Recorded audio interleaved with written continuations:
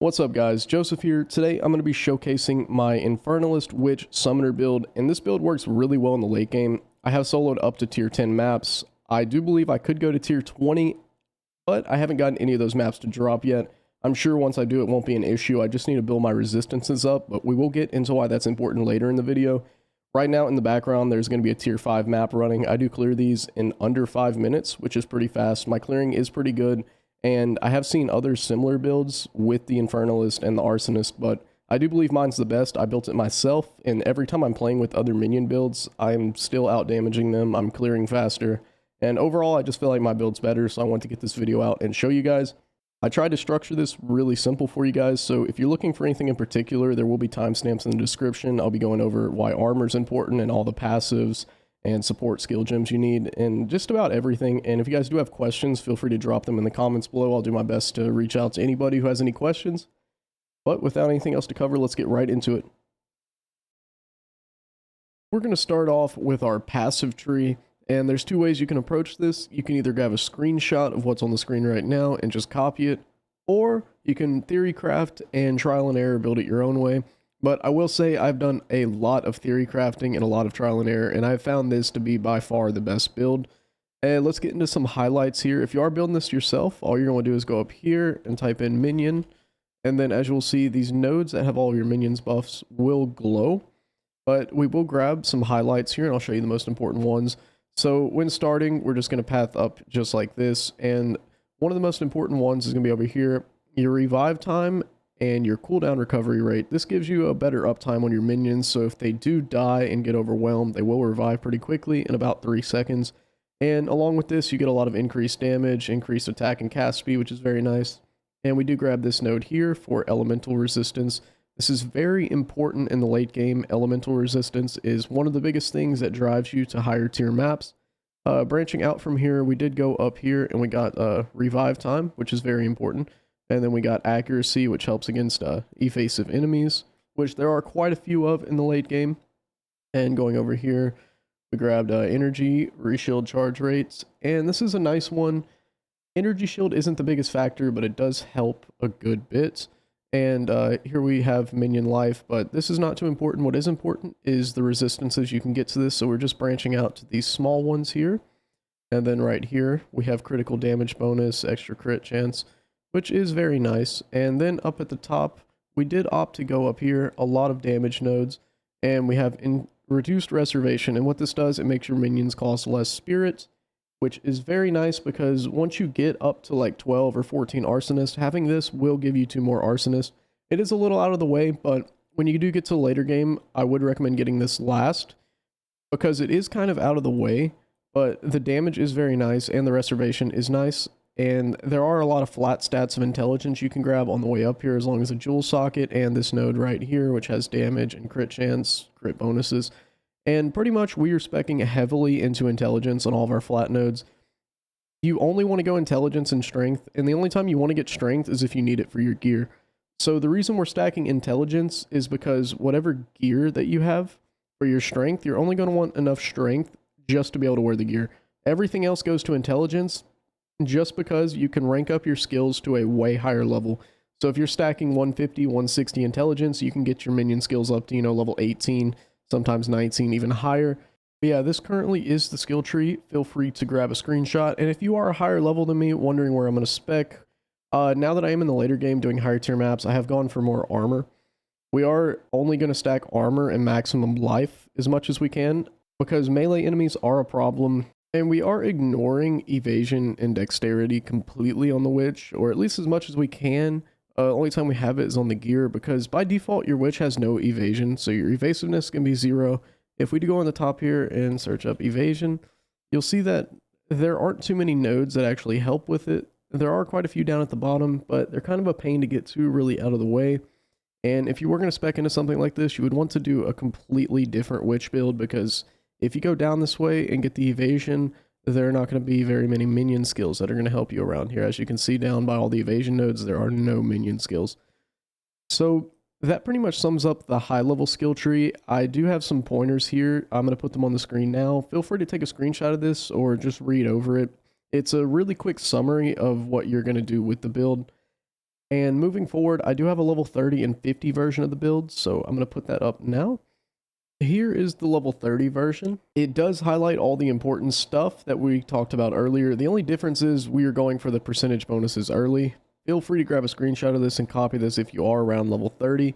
But we are not going to respec this just yet. We are going to copy this exact build that I have once we get up to level 50. But for now, this is what you're going to rock with at level 30. This is very strong. And feel free to go through and look at all the nodes that I've selected, but I do believe this is going to be your best bet if you are running minions in the early game. Moving forward, we have the level 50 version of this build. It's pretty much the same as level 70, we just haven't branched far enough out to get everything we really want, but this should still be really strong. You'll have the same amount of minion uptime, and your damage will scale properly to being level 50 compared to 70, so I do recommend going with this, so feel free to grab a screenshot, look through all the nodes, and feel free to theorycraft on your own, but this should be a very good guideline for how you want to build your minions. Moving on to our skills, I have all the important ones right here. You only need these 5, and you don't need anything else. And I've listed them from most important to least important, so let's get into it. Our Arsonist here, we have Skeleton Arsonist. We're just going to get as many of these as we can. So I have 14 right now. I have 412 spirit, which is pretty good. We could get more, but where we are right now is pretty good. And obviously you'll get more as you get to a higher level. But going to our support gems, we have Scattershot. This is the most important one. It makes them do 20% less damage, but you have 2 more projectiles, so it really, really helps. And then we have Feeding Frenzy. It just gives you 30% more damage, but they take 20% more damage. It doesn't really matter too much because your minions revive really quickly. So this one is really good, and then we have +1 minion skills with Minion Mastery, and these 3 support gems are the 3 most important. Obviously you can get a 4th later on, and I'm not sure what you would put there, but I mean if you just look at the support gems, you can probably find a good one to add on to it. Moving on to Flame Wall, you'll notice I only have 1 support gem here because I'm only going over the crucial ones you need. All the other ones are not going to help you very much at all, maybe give you like a 10% bonus, but really, we have Flame Wall with Arcane Tempo. It gives you 25% more cast speed. It just gives you your Flame Wall faster time to get up. And then we have Raging Spirits. We're going to have Immolate, which gives 30% of damage as extra fire damage. And then we have Fire Exposure, which pretty much just makes the Ignite last longer. Flammability. This is a curse. It's going to debuff any enemy that has fire resistance. So if you run against fire resistant enemies, you want to run this. Or anytime you're fighting a yellow bar rare enemy, you want to use this. And then for our main attack, we have Spark. You can pretty much go with whatever you want here. I like Spark. I've seen people use Fireball, Incinerate. There's plenty of options, but I think Spark is the best for clearing. Obviously, there are so many different options. Run whatever you're comfortable with. But yeah, the skills are very simple. I also have Infernal Hound from my Ascendancy. But yeah, this is very easy to copy, and you can get this to work really early game, and it's really simple even late game. It's just these 5 skills. I like to call it the 1-button build, because pretty much all you're doing is spamming your flame walls and watching the whole screen get deleted. Moving on to the gear, it's pretty simple. I'm going to go over the main things you're going to want to get. First thing, obviously we're going to want a scepter here with as much spirit as we can get on it. The 2 main roles you're going to want on this scepter is increased spirit and increased minion skills. Everything else is just a little bit of bonus to it, but the only 2 main things I have that are useful on this is the 75% increased spirit and +3 to all minion skills. So my scepter is decent. It could be a lot better, but I like to use it just because of the spirit and the minion skills. It helps a lot. And then if we look at our chest plate here, we can also get spirit on the chest plate. So we have +38 here.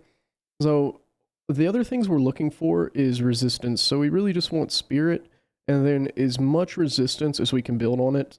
The increased armor is nice, but for late game, you're really just going to want spirit on the chest plate and then resistance. And that's really what you're looking for. Here, I have this unique shield, the Oak Sworn Shield. This one's really good because it gives you +50 to spirit. And you can also block with the shield. I haven't experimented too much with the shield being here, but I do notice that the +50 spirit can give me 2 more minions, which is very nice. So I am using it right now, and it works well in tier 10 maps. And amulet, this amulet is huge. We have fire resistance, cold resistance, and +49 spirit. So you can get it as an implicit, which is the stat at the very top that you can't change. And you can also get it here in the middle. If you see, we have +39 spirit on it. As far as rings go, you can just run whatever you want. You're really looking for resistance on your rings. My gear is not perfect right now. The trio, or I guess the quadruple here that we're running, is going to be our scepter, our chest plate, our amulet, and then our shield. This is all going to increase our spirits, therefore giving us more minions. As far as helmets go, you're really just going to want to try to get resistance on it. My helmet is terrible right now. I really need a new helmet. And my gloves are terrible. I don't like my gloves. And my boots are also terrible. Really what you're looking for on the boots is increased movement speed and then resistance. You want to just get resistance everywhere you can get it. I still don't have nearly as much as I need, but it should just be a testament to how strong this build is because my gear is not very good, yet I'm still doing very good. So, just to recap, Spirit on the Scepter, Spirit on the Chestplate, Spirit on the Amulet, and Spirit on the Shield. If you don't have this shield, you can just substitute this with a Focus or something, whatever you like to run. There's quite a few options, and it's very lenient with how you make this build. There's a bunch of different ways that you can spec your armor, but once you do start approaching the later game, you want to be paying attention to your resistance and your spirit. Get as much spirit and as much resistance as you can, and then once you have that, start worrying about the armor rolls on your gear. And I do have this unique ring here. It's nothing special, but I just want to point out I am using this. I don't like it. If I got a better ring with more resistance, I would immediately swap it out. I mean, this does have chaos resistance, and I mean, everything else is just kind of useless. I don't really like it, but my gear is not very good, but I hope I can give you guys some pointers of where you want your gear. I'm going to throw a little bit of some bullets on the screen right now, just showing you want to get as much spirit as you possibly can. Stack up your resistance, stack up your armor, and stack up your max life. And if you do that, you should be set pretty well, and you'll be doing pretty good towards the mid to late game. You should be slaying everything. So getting into actually using the build, as you'll see, all we're going to do is throw up our flame wall and just hide behind our minions and let them do everything. When we do run into a rare or a unique enemy, we are going to use our inflammability on it. But I like to call this the one button build because most of the time you're literally just pressing one button. And for me, that's right click to throw up my flame wall. And it's very simple, honestly, and it works very well. You'll see my damage is extremely good. My survivability needs to be worked on, but you get that through gear, not really through your skill tree. You get that through your resistances and stuff, and my maximum HP is pretty good right now.